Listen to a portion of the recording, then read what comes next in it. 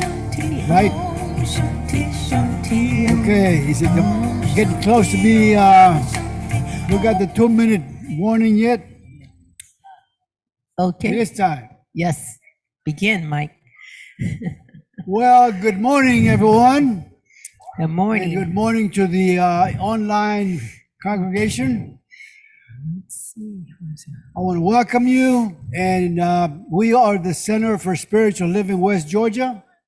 We study and practice the philosophy and science of the mind we know as God. And with our spiritual presence this morning and our participation, we create a higher state of consciousness, rise above any negative energy we may have experienced this past week, and manifest love for the following week. We know love is synonymous to God. Our master teacher, the excellent to outstanding Reverend Sandra Jackson, will now proceed with our service. Reverend?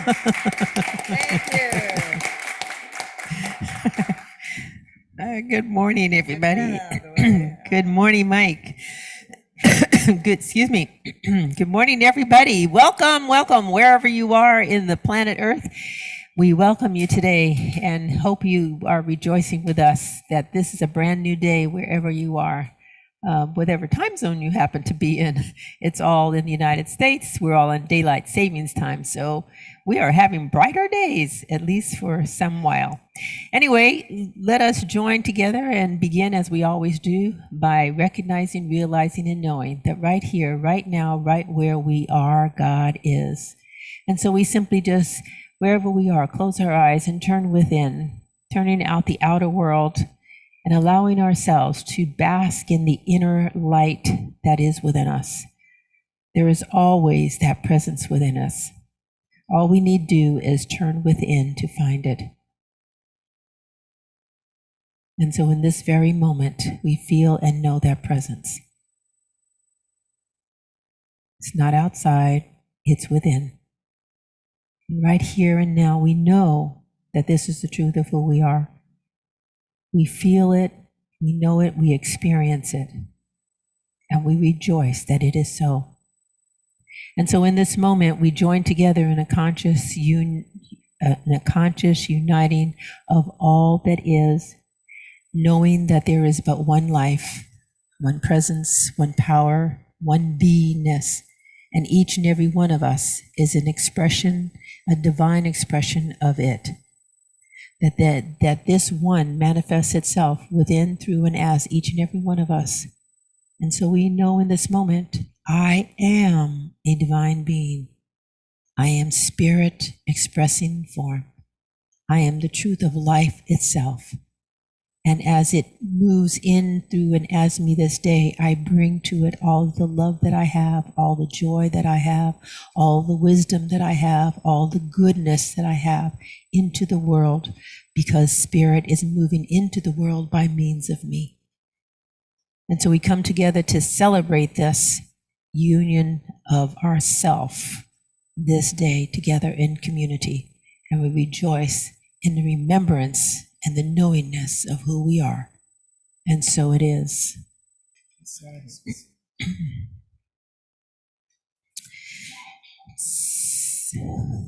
So if you stand with me, and if you'll notice today, we have a new declaration of principles, and I'm going to talk about it. So, all right, be sure and read whatever is there. Okay, our vision and mission. CSL West Georgia is a joyful global community where everyone belongs. Through our unique spiritual teachings, we provide a safe environment to experience compassionate living. Our declaration of principles. I believe that the universal spirit, which is God, operates through a universal mind, which is the law of God, and that we are surrounded by this creative mind, which receives the correct impress of our thought and acts upon it. I believe that God is personal to all who feel this indwelling presence. Okay. All right, guys, remain standing. Yes. Connie, take it away. We got a song for you this morning.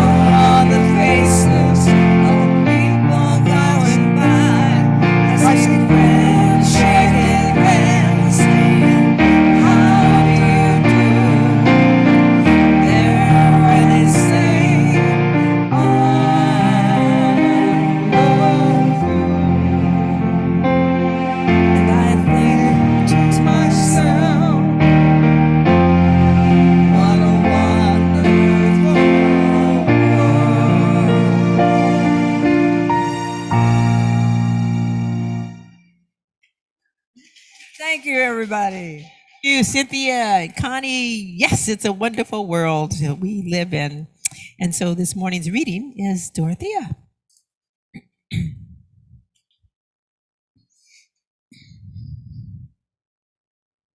Good morning, CSL West Georgia.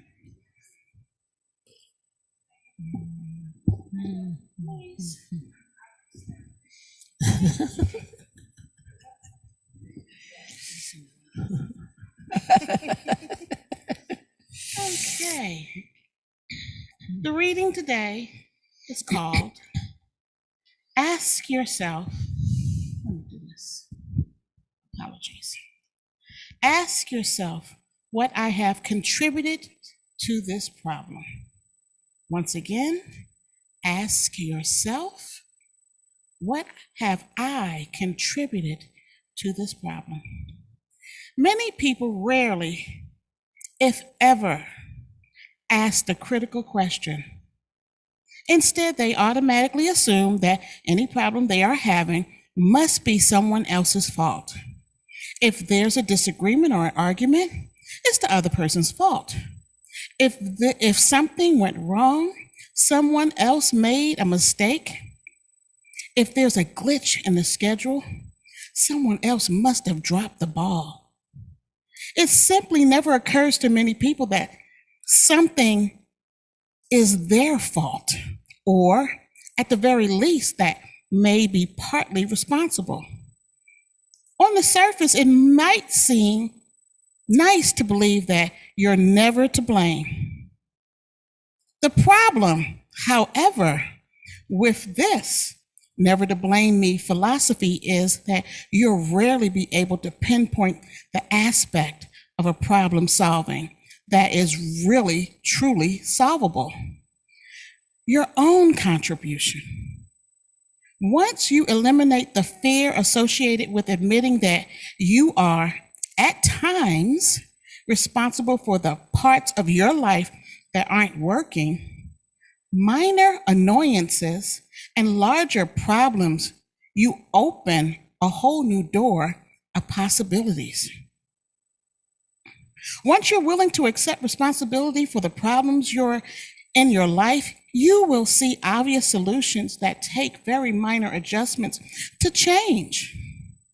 Sometimes there's a fine line between doing something really well and doing something really badly. Often the solution is to simply change something you are doing.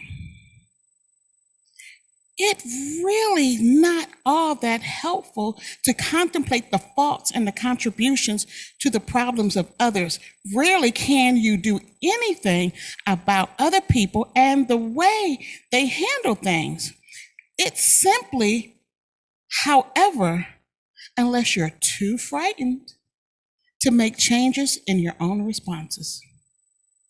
I try whenever I can to see where I'm contributing. If, for example, I'm frustrated with my children, I'm frustrated with the way business relationships is progressing, I take a look at the way I'm treating these individuals. I ask myself questions like, am I being too pushy or demanding? Am I assuming that he or she really understands what I'm asking when they may not? Am I being unclear or unfair? These types of questions are helpful for two reasons. First, I'm almost always able to see some contributions on my end. Second, when I do, I can usually make a simple adjustment that can actually help the situation. Now, just last week, for example, I was frustrated with someone I was working with over the phone. She was working for me, but nothing seemed to be happening.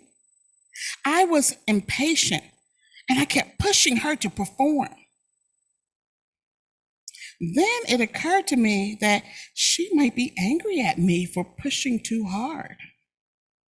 I realized that I was terribly overcommitted myself and was, without knowing it, expecting her to operate at my crazy pace. When I called to sincerely apologize, I could sense her relaxation over the phone. I backed off, and as I did, her performance began to improve.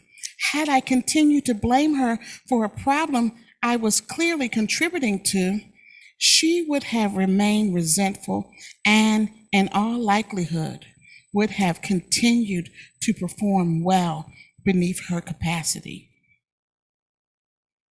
We both would have ended up losers in the deal. Obviously, I'm not suggesting that everything is your fault or that you should spend an exorbitant amount of time and energy thinking about your faults and drawbacks. To do so would be different type of negative habit.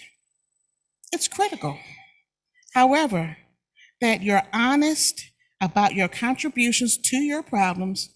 Don't bury your head in the sand. If you truly want to excel in your life, you must be willing to look in the mirror and, with humility and honesty, reflect on your contributions to what's not going right in your life. That way, you can do something about it. The end.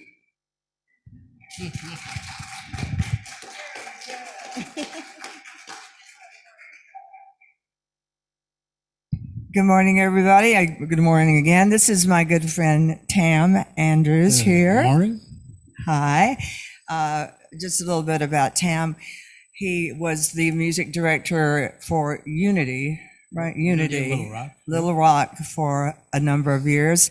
And we met at a Posse Festival 5 years ago, I think something it's like been that. 5 years. Positive Music Festival. Big deal, a lot of people. And I went by myself, I didn't know anybody. He was by himself, so I walked in the auditorium and he was sitting alone. I went and sat by him. I said, "Will you be my friend?" She felt sorry for me, I think. So he's going to play some original music for us. Oh, and we jammed with Ricky Byers. We can brag about that. Oh, that was awesome. We Oh, got that to jam was- with Ricky Byers. I won't forget that. That was really cool. That was incredible. Okay, take it away. All right, thank you, Cynthia.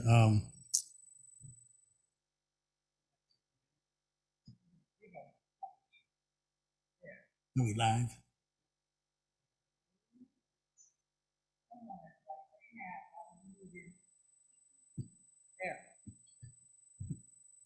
So this song is titled New Peaceful Me. It's a little bit of peace and love and joy in here.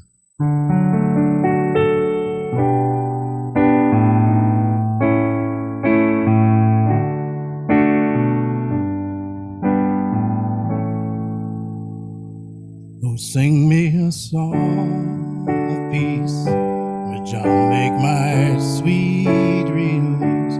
Let everyone know I'm free. This is a new peace for me, a song of peace, a sweet release. Freedom is mine.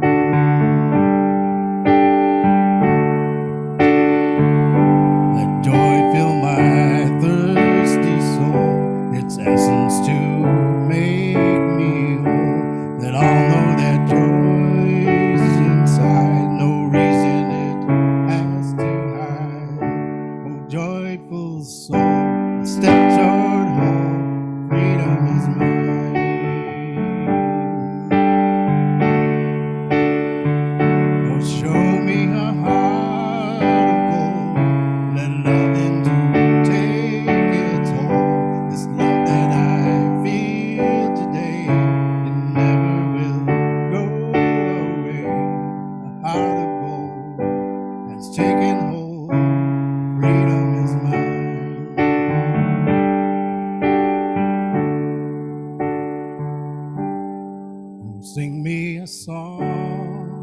peace, which I'll make my sweet release. Let everyone know I'm free.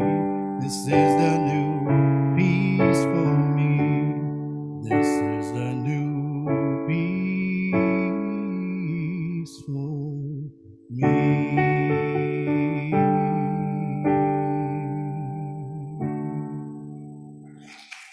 Thank you. Thank you very much.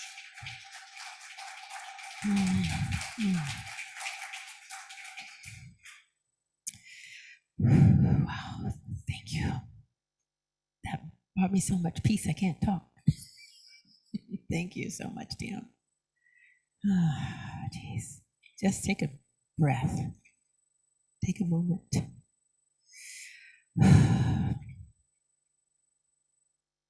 Today's topic is say yes to the yes. Say yes to the yes. I was like, when I saw that, I was like, yes to the yes. What does that mean? Are you wondering what that means? Well, you'll find out before this is over. So I want to tell you about the parable of the eagle. It's an allegory that was written by James Agree. He's an African intellectual, missionary, and a powerful educator who was born in modern Ghana in 1875. And you've probably heard this story before because I know I have. I didn't know who wrote it and I didn't know how long it had been around. But anyway, it fits with what we're talking about today. So a man went into the woods and he wanted to catch a bird, which he could take home with him. And so he caught a young eagle and he put him in the backyard with his chickens, the ducks, and the turkeys. And he gave him chicken feed to eat, although he was an eagle, the king of birds. 5 years later, he was visited by a man who loved nature. 5 years now. And while they were walking together in the garden, the naturalists observed, the bird is not a chicken, it's an eagle. Yes, said the first man, that is true. But I have raised him with the chickens, and now he is no longer an eagle. He's a chicken. Even if he has a 3-meter wingspan, he's still a chicken. No, said the other man, he will always be an eagle because he has the heart of an eagle and he can fly very high in the sky. No, the first man said. He really is a chicken now and he will never fly. Then he decided, the two of them, to do an experiment. The naturalist took the eagle and he lifted him up and he said with great feeling, who are you, eagle? You belong to the sky and not to this earth. Use your wings and fly. And the eagle sat on the man's fist and looked around him. Behind him, he could see the chickens pecking in their grain and he jumped down towards them. The first man said, I told you he was a chicken. And no, replied the naturalist, he is an eagle and I will try again tomorrow. The following day, the visitor took the eagle up to the roof of the house, lifted him up and said, Eagle, you are an eagle. Use your wings and fly.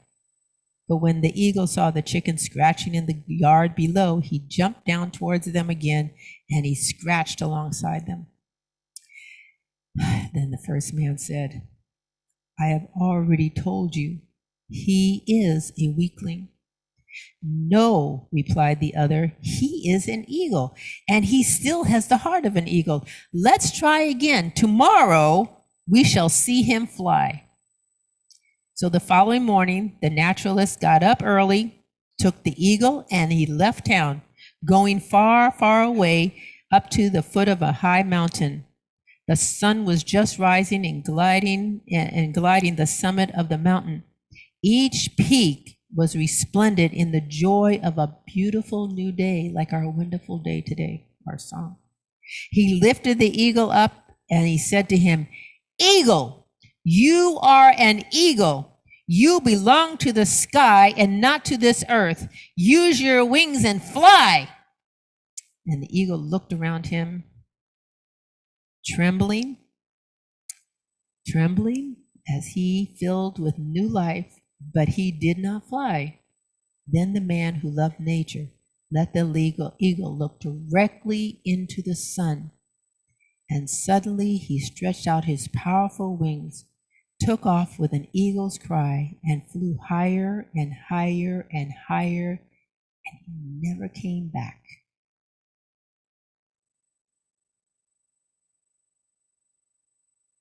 That is a metaphor for you.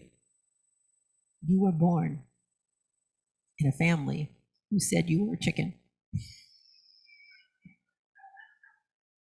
Okay, not really, not literally, okay? But I can't tell you how many times I have heard adults say, I've been living my life small. You were born, we all were born into a set of circumstances. We were born into a set of conditions. That's the chicken yard. That's the chicken coop, okay? Stay with me now. Okay, just because we're talking about chickens, all right? Chickens are limited. They don't fly. They scratch around, right? They stay where they are. How many of us have lived our lives staying where we are? We may have moved across country, we may have moved across the world, but we still have that mentality of the family, the community in which we have come from. And now one of the things that scientists and social scientists and psychologists and whatever are finding, that we have generations, even though we may have moved away from those generations and we're not living with them, and some of them have died off, we are still living in the confines of that particular mentality that has come down through your family. Think about that. We humans have created these huge chicken yards for ourselves. And we've created these communities that we have become locked into. And yet at the same time, we have the heart of eagles. And how do you know that? Because some people escape. Stop and think about it. Some people, they don't stay with it. You know, I know we all probably know people who come from families of alcoholics, right? The grandparents were alcoholics, the parents were alcoholics, and then the adult child says, I am not going to follow that path. They were born into conditions that said you should follow along. And we have even, they found that people have genes that resonate with being alcoholic, and people have said, no, I'm not doing that. I'm not going to live that life. I'm going to be an eagle and fly. We all have the capacity, but we often get trapped in the chicken yard of our lives. We don't want to change. We don't want to be any different. We don't want to stick our head up. We don't, I mean, can't you remember hearing you stick your head up too high and you get it cut off? Never heard that? Okay. Yes, of course. So what happens is you stay small, and people around you, they want you to stay small because what? They're small too. People like being around people. They're comfortable with people who are like themselves. And so therefore they say, oh, I'm small, so you get to stay small too.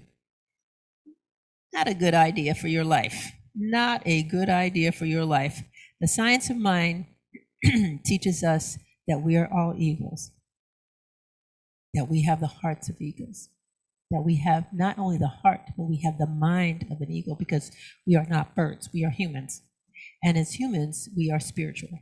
And as humans, we have the heart and the mind of the highest, most incredible beingness that we can possibly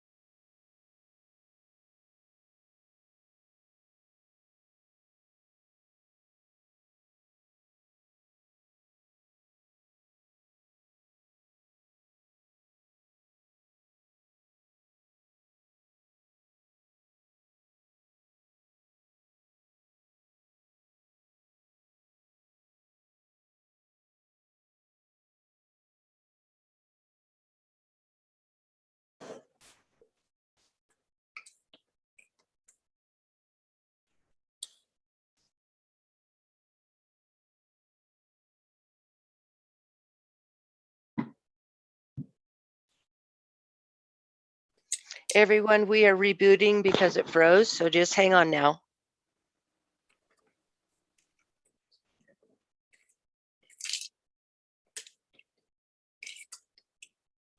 Unless your brain, something goes on with your brain, you can't unlearn, you can't not know how to do that either, right? So there's the eagle has gone, and you too have gone. We all get to, once we learn and we expand, remember who we are, we do not go back. We may physically go back to visit our family, may go to Thanksgiving and Christmas, Easter's coming up, and Easter, but we don't go back in our mentality, right? So let's talk about the science of mind, because the science of mind teaches you and I how to live our lives in such a way that we can be eagles all the time. So this is what God is. God is universal spirit. God is living. God is absolute. God is indestructible, self-existent, one, self-existent cause. So let's look at those words. As universal spirit, it is living. That means God is alive. God did not create the world in 7 days and sit back and go like, all right, you guys, you're on your own. Go do it. Nope. God is a living expression constantly being in our world. It's the vitality and is constantly operating in a creative way throughout our daily lives, throughout all time and energy. It is absolute, meaning it's perfect, it's whole, it's not mixed with anything else. It is just one. That's another aspect. It is one. It is a single unit. It has not two. There's no devil. There's no opposite. We have opposites in the world, in the manifest world, but in God, there is only one.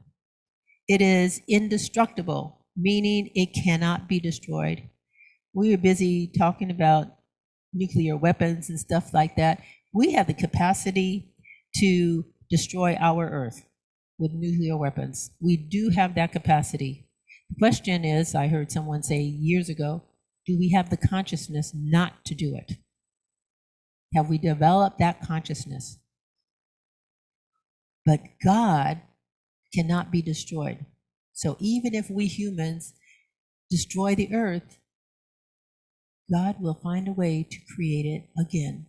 We may not be here, but God will, because God is indestructible. God is self-existent cause, meaning it has no other power that is opposing it. It is the only power that is. It is the one power, and it is from that cause, from that self-existent cause, it is creating itself. From that, each one of us is expressed into the world. This is your creator. Gibran, who is a poet, he said, I love this.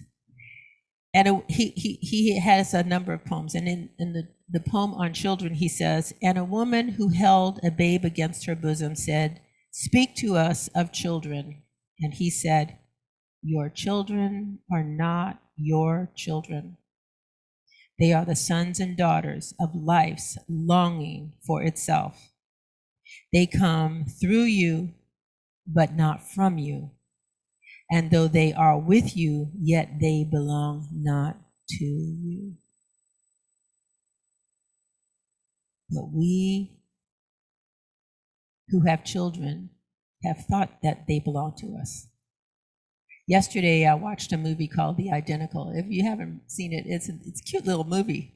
I don't remember what it was on. It was I don't know, it was on TV or maybe it was on Amazon Prime or something. Anyway, it's called The Identical, if you can find it.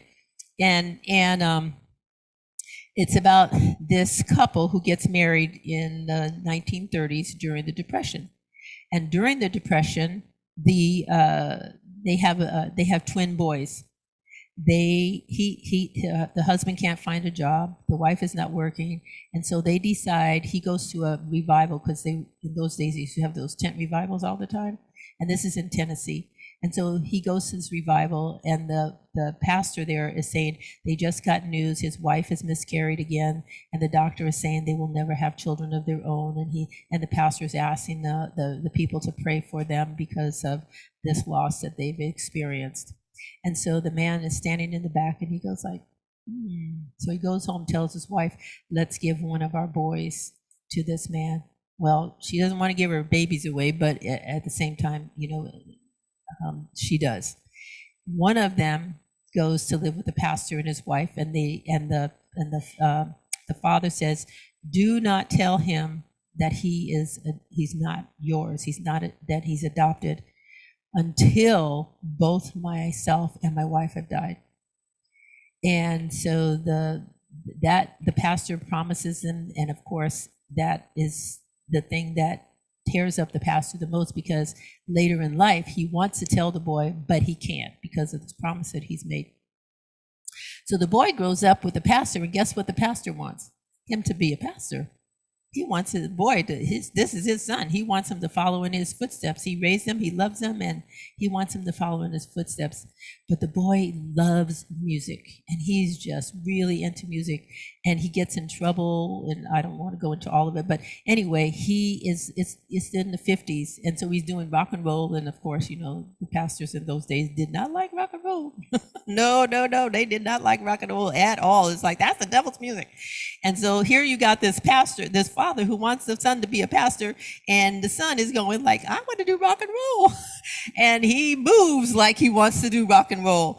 And he's really tall, so he's, he is at the dance floor, he really stands out. Anyway, he finds a girl, he falls in love with her. Anyway, the father finds out, sends him off to the military for 2 years. He comes, and what happens in the military? They put him playing music all the time. Okay, so anyway, he's doing music. That's his life. In the meantime, when he comes back home and the father sends him to the Bible school to become a pastor, he's sitting there learning this. And what is happening is the other brother has also grown up. The identical twin has grown up. He has become a very famous musician, and he's got a record out and all this stuff. And so the boy sees him, and they look at each other, and they do at different times. Well, the second son, the Hemsley boy, he doesn't see his brother until he's in some kind of a music contest. They look at each other, they see each other, and they do not recognize one another. They don't recognize, the mother is like, oh, he's going to see the son, and he's going to know. No, he didn't. He did not recognize. Everybody thinks that he looks like this kid. Nobody says, is it possible he's a twin? Nobody says that. I mean, it's like, is that amazing?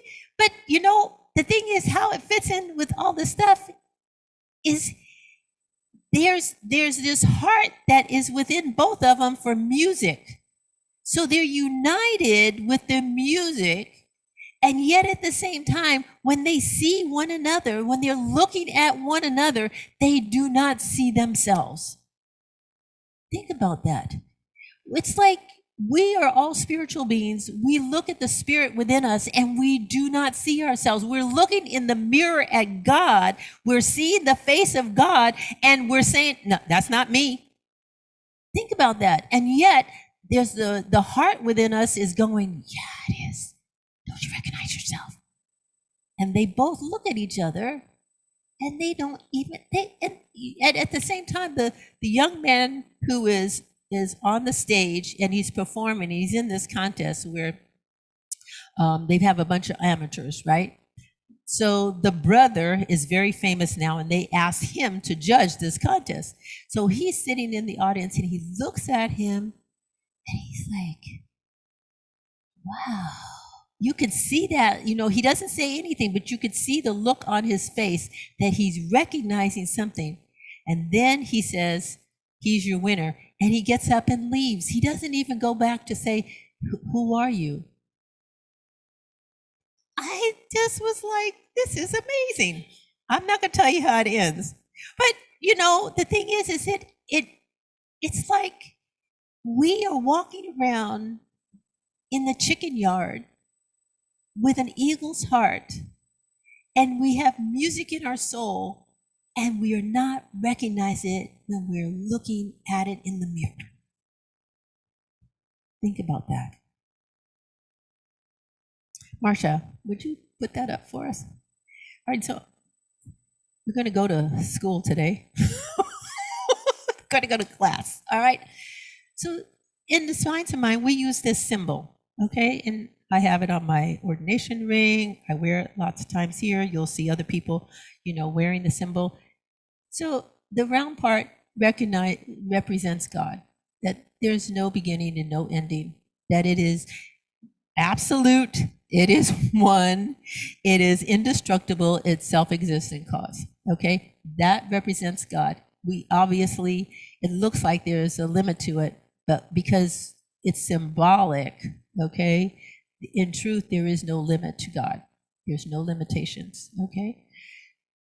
All right, so then the top part is divided into 3 sections. The top part is universal spirit, which is what I was talking about earlier. This is the living spirit almighty.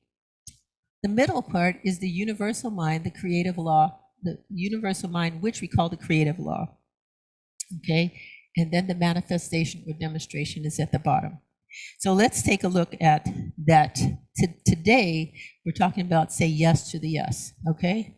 So this top part, the spirit, is where conscious mind is where you make your decisions. It's like, this is where you decide I'm going to be an eagle or a chicken. Okay, all right, so I'm going to be an eagle or chicken. You say, okay, I'm going to be an eagle. All right, so you make that decision. That's where your ideas are made. And then the universal mind, the V is there because your thought then goes into the universal mind, and we call it the creative law. And we're talking about creativity this month. That's why I put this up there for you. Because all creation symbolically comes from that middle section. And guess what? It is subconscious. It is a receptor. It cannot say no. It receives your thought and it acts upon it. And it cannot say, that's not a really good idea. Okay? So it's like, it can't say, you really are an eagle. You shouldn't be acting like this in the chicken yard. It can't say that. It says, oh, you think you're a chicken? All right, you're going to be a chicken.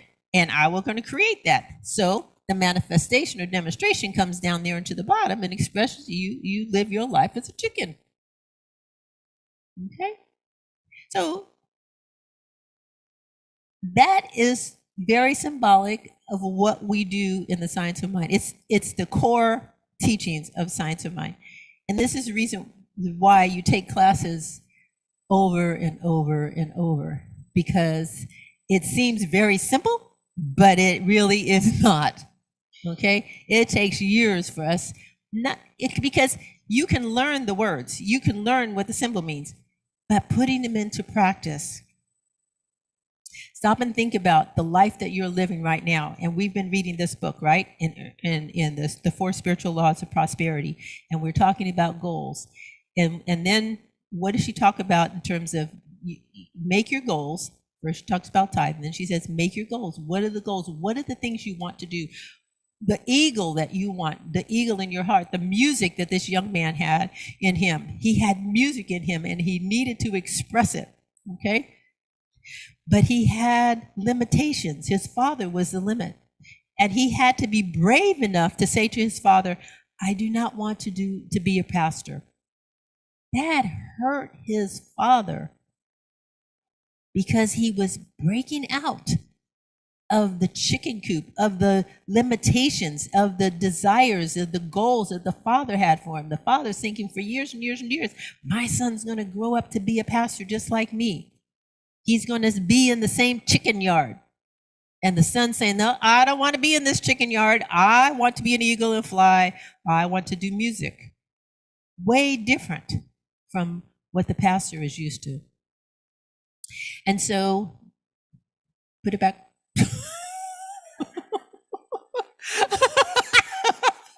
I'll tell you when I'm done. Okay, so the universal spirit, The boy says, I want to be a musician. And guess what? The creative mind says, you get to be a musician. But like Edwin Gaines says, you have to move out of your comfort zone. You're going to have to tell your father that you want to be a musician. So the creative mind says yes and will create the way. And what did the creative mind do? It created, the father says, you go to the military. The creative mind says, okay, you're in the military. So what does the military people do? They like his music. Play your music. That's the creative mind acting. You see, it's creating, even though you have these experiences, the creative mind says, you want this? I will figure out a way for you to have it. And then he comes home and he marries the girl that he fell in love with as a teenager. And guess what? What does she say? You're a musician and you have music in you and you've got to do it. That's the creative mind drawing to him all that he needed. Now I realize this is a movie, okay? But that was a story. But these are all allegories, okay? And you can look at them and see this happening in your own life. Think about it. Then the manifestation and demonstration is when he becomes a musician. But he becomes a musician a little bit at a time. Okay, so this is going on. So it's like this. I'm using him as an example, okay? You can be using yourself as an example. I want to be a musician. I want to be a wonderful musician, okay? And so the creative mind, that's your idea. That's the universal spirit, God saying, yes, you can be what you want to be because my life is in you. So the life goes in and into the creative medium, into the creative law, and it says, let me figure out how I'm going to get this done. You're not supposed to be figuring this out. This is a creative law. It's saying, I will figure this out because I'm saying yes to what you desire. It's my job to figure out how to get this to you. You see? And then stuff shows up. So for him, what happened? He found as a teenager, he found a local juke joint, whatever they called them in those days, to go dance in. All right, and to get the music. And he was like, there's music in him, and he found a place to go have music, to experience the music and to dance. And then his father comes along and says, I don't want you doing this, puts him in the military. Guess what? The military says, yes, you can do this. That's another demonstration. He comes out, he finds, he's going to school. He doesn't like going to school. He says to his father, now Edwin's book, he's dealing with his comfort zone, right? His comfort zone is being what his father wants him to be. Okay, and he goes like, no, I'm not going to do this. So he has to move out of that comfort zone. He has to confront his fear of telling his father that he doesn't want to be a pastor. And then he has his wife, because she's part of the creative law. She's busy saying to him, yeah, you can do what you want to do, and I'll support you in doing that. Another manifestation shows up. When she shows up and she's telling him, yeah, go for your dream. Okay, so you see, the thing is this happens over a series of years. So we have our desires, but we have to stay with our desires. We have to have that. Our lives are not as simple as a 2-hour, hour-and-a-half movie. But at the same time, what is happening in terms of the creative process, okay, is the same. So when you say, I want to have a business, I want to do artwork, I want to, get a new car, okay? When you say those things and you start working in your mind, you accept them in your mind, the law says, yes, there is a Mustang for you. Yes, there is a business for you. Yes, there is a relationship for you. Yes, there is, because it can't say no. What happens is we don't get it right away and we decide, it's not for me. Or we have to confront something that is difficult, like a father who doesn't want you to be a musician. You see? And those things stop us. But if we will take a moment to go within and remind ourselves, this is who we are. Now, sometimes, because given the reading that we had today and this week's book is on forgiveness, sometimes we have to forgive ourselves for playing small.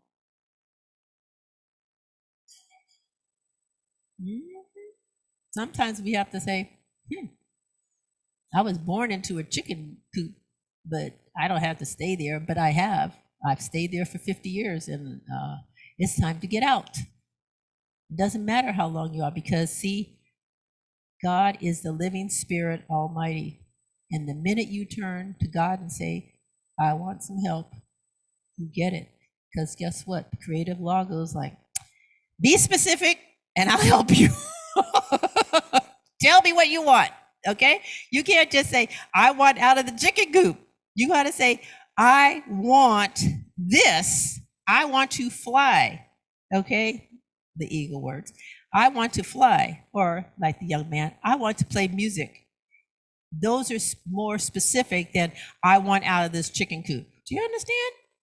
Okay, so that's why she says, write your goals, okay? Because your goals help you to be specific.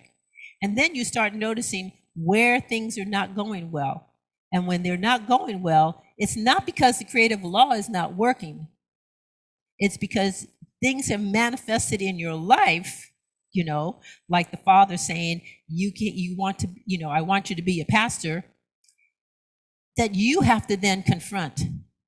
And you have to say, yes, this is what I want. I'm going to keep going. Remember that the eagle, as long as he stayed in view of the chicken coop, he continued not to fly. He had to go up on the high mountain, look into the sun, which is where they fly into, I guess, look into the sun and then fly. So what does the sun represent in this allegory? The spirit. He had to look into the spirit of himself. He had to look beyond the limitations of earth. And he had to look into not just the sky, he had to look into the sun, which is the light. So we have to look into the light. And as we look into the light, that's where our power comes, our energy, because that light is representative of what? The universal spirit. It's the presence of God within us. We are more, way more than we ever imagined ourselves to be. And I don't care how old you are. I don't care how young you are. If you are still living in this earth, there is work for you to be doing, and you do not have to live in the chicken coop. You can choose to be an eagle and fly. You can choose to find the music in your soul, and this is an allegory too, is the music in your soul. But you might, we think of ourselves as being creative,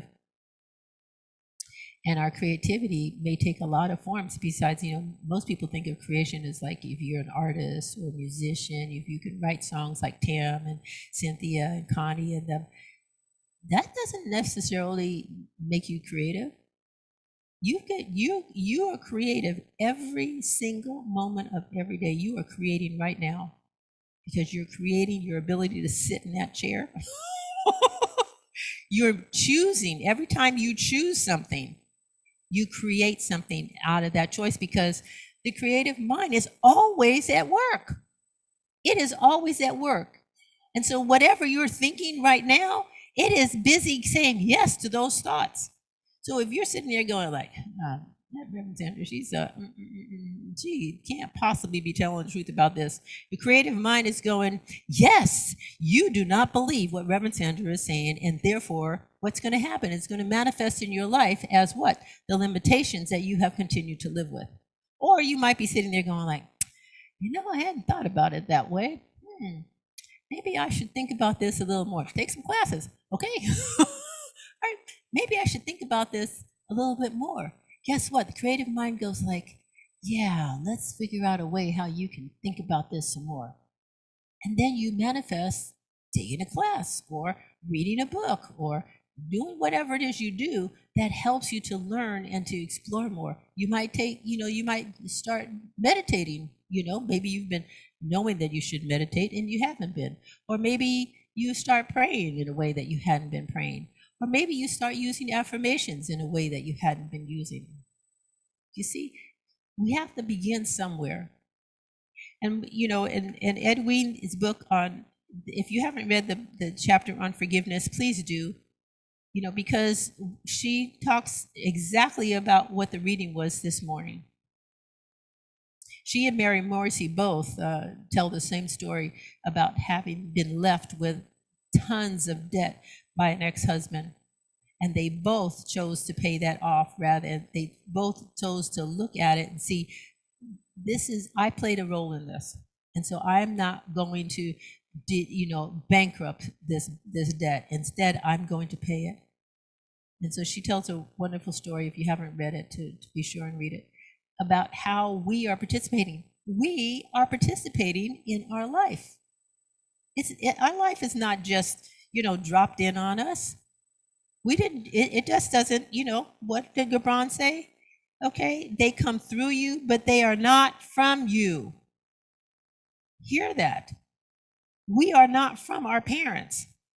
We come through our parents. They are our vehicle for getting here to the planet Earth, but they are not who we are. And so therefore, we have to find the music in our own soul, and we have to find out, who is it I am to be, regardless of who my parents are, regardless of the communities I belong to, regardless of my friends, regardless of anything else in the world. God and I have a contract.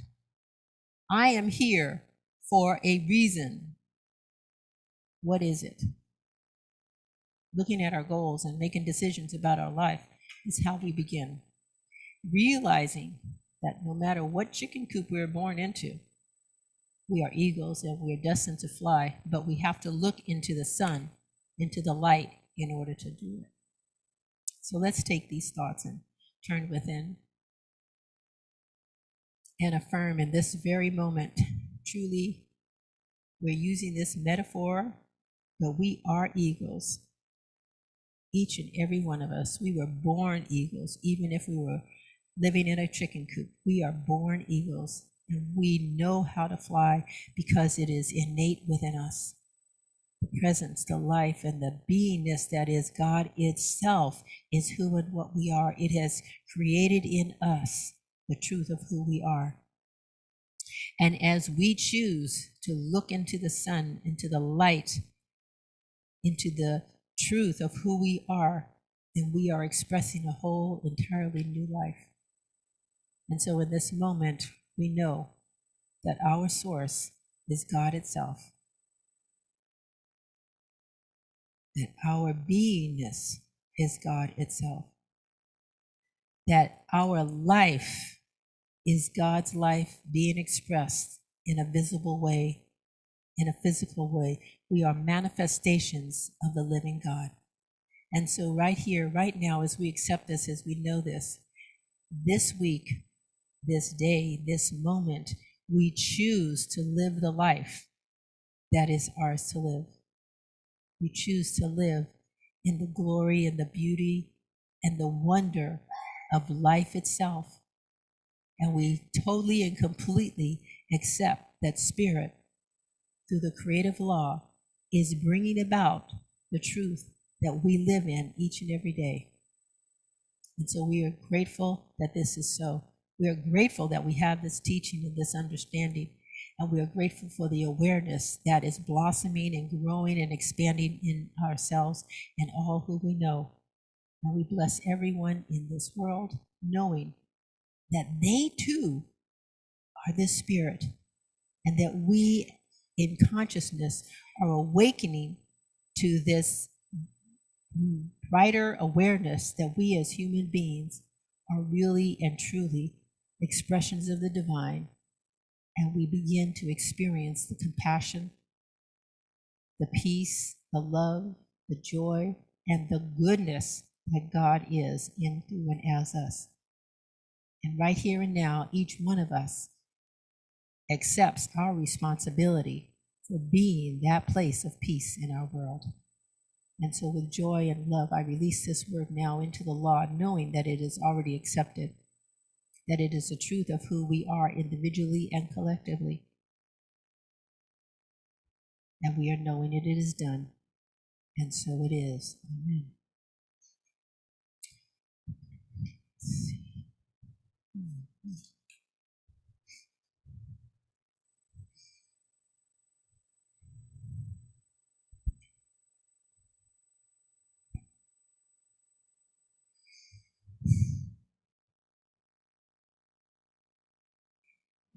I was thinking.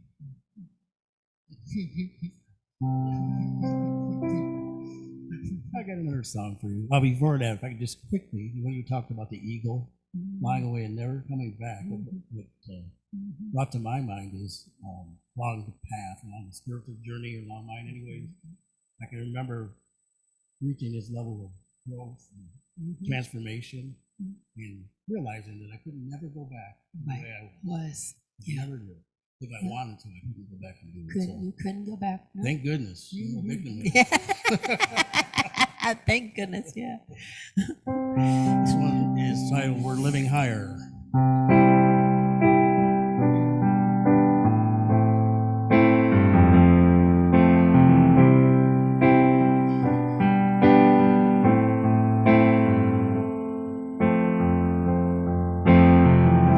I haven't had this thought, but if we all could be more tolerant,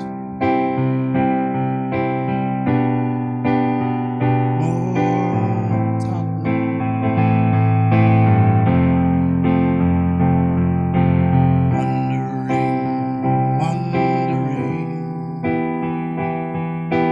what if acceptance was our first choice? It could be our first choice.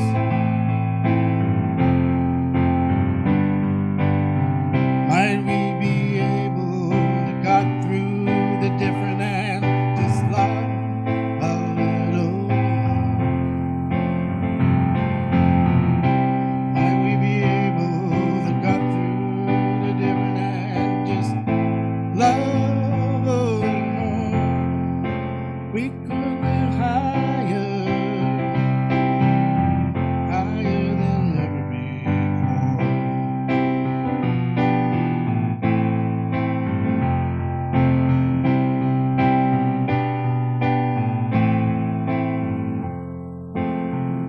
We all share history. We came from the same somewhere long ago. We're from the same somewhere. We're sharing this planet Earth. We breathe in and out the same precious air, that ever disappearing air.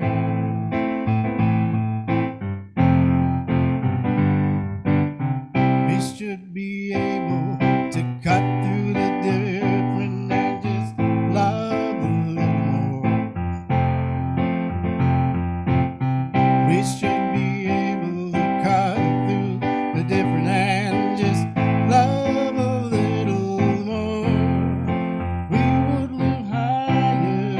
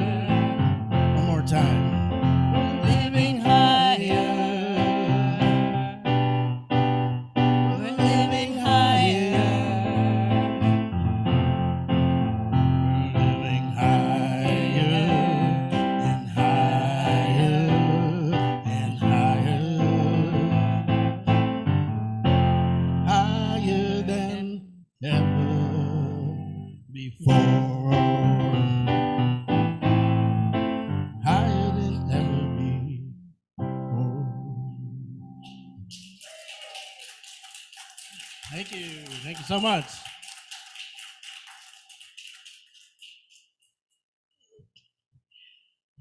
Thank you. Thank you. Thank you. Yes, we are. We are creating and choosing to live higher. Thanks. All right, so it's time for our conscious giving affirmation. If you join me.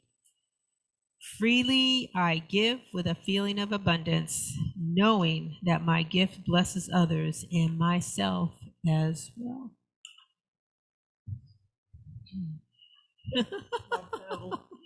Your legs are long. Can you slide it? There you go.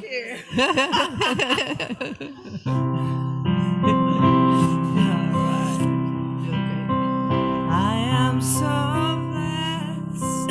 I am so blessed. I am so grateful for all that I am. I am so blessed. I am so blessed. I'm so grateful.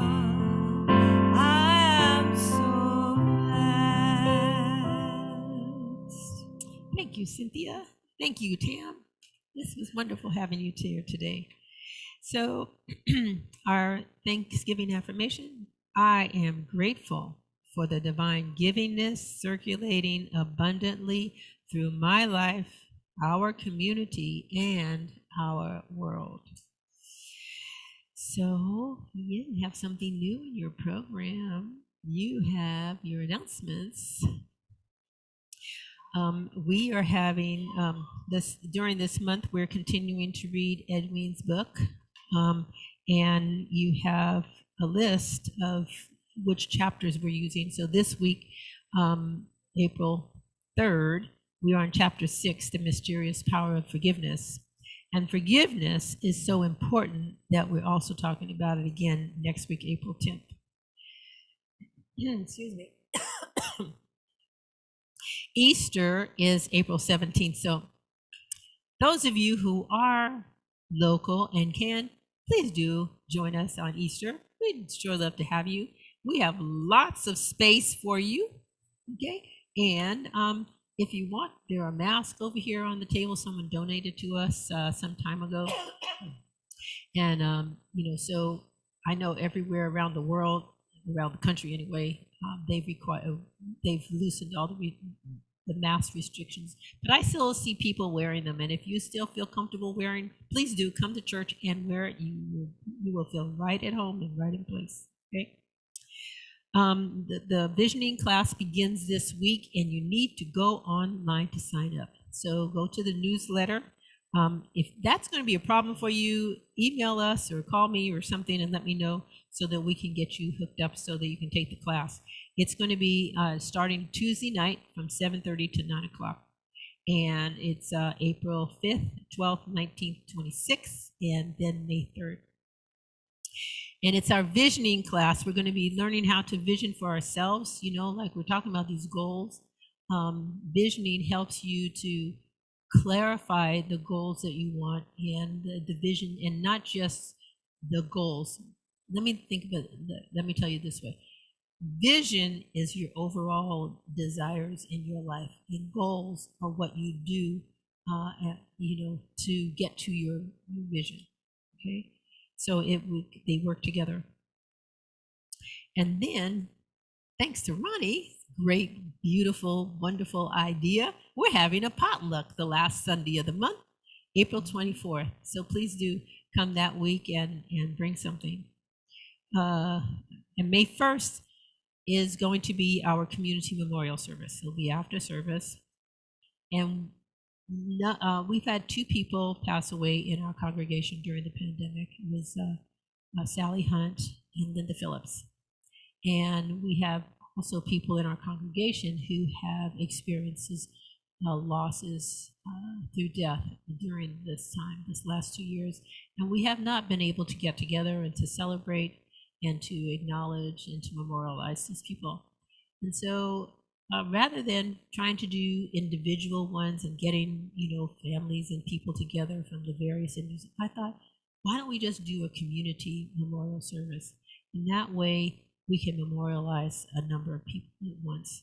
So please do, if you have people that you want to memorialize. I haven't created the service yet, but I promise you there's going to be a place for whoever it is that you have in your family that you want to memorialize. So those are our announcements, unless somebody has something else. Don't forget the potluck. I have an announcement. Okay. Jennifer Farron will be here next week. Yay. Yeah, All right. I'm going to the beach. That's the other good news.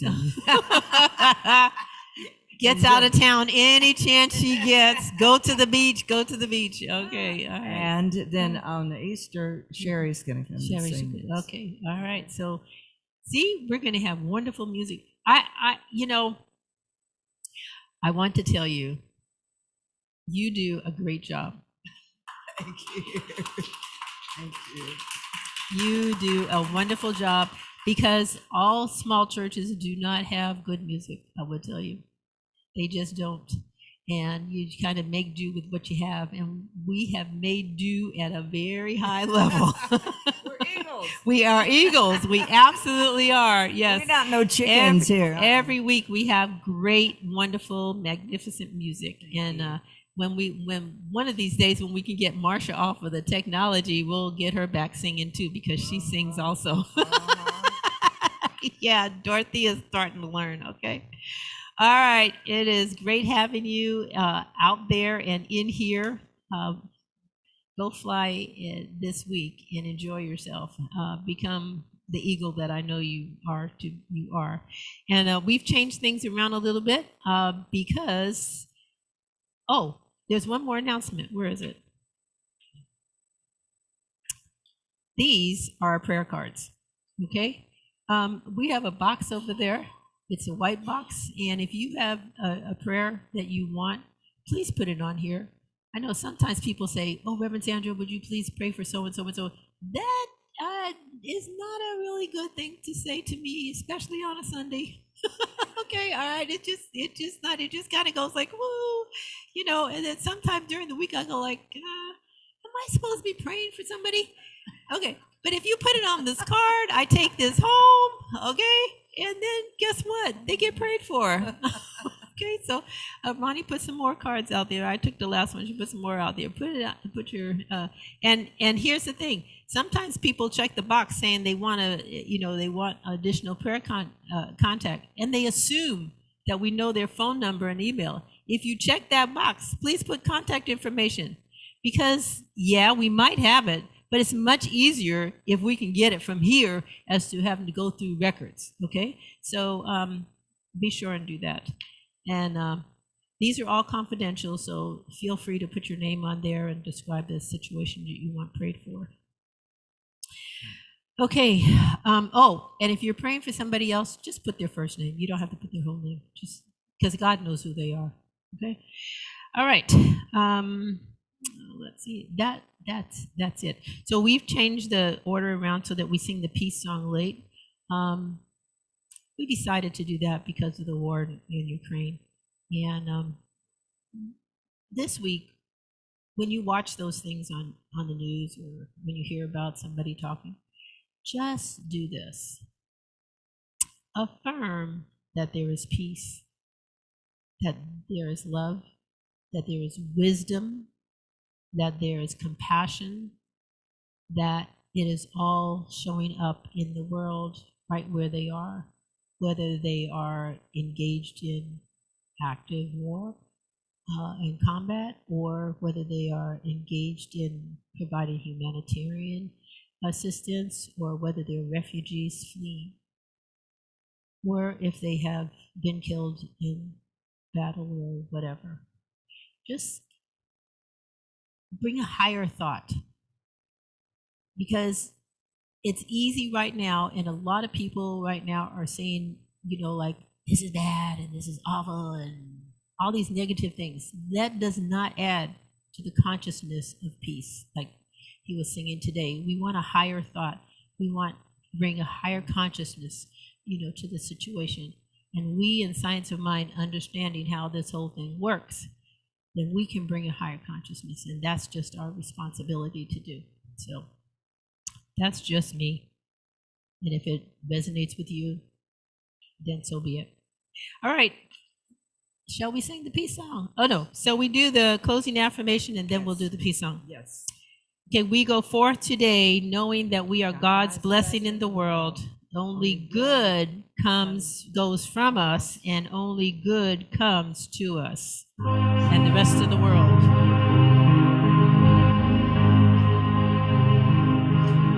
Let there be peace on earth, and let it begin with me. Let there be peace on earth, the peace that was meant to be. With Spirit as our Creator, united all are we. Let us walk with each other in perfect harmony. Let peace begin with me. Let this be the moment now. With every step I take, let this be my song of love. To take each moment and live each moment in peace eternally. Let there be peace on earth, and let it begin with me.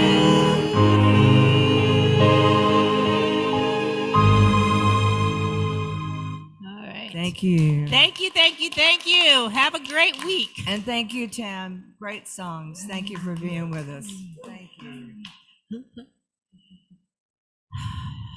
Okay, here.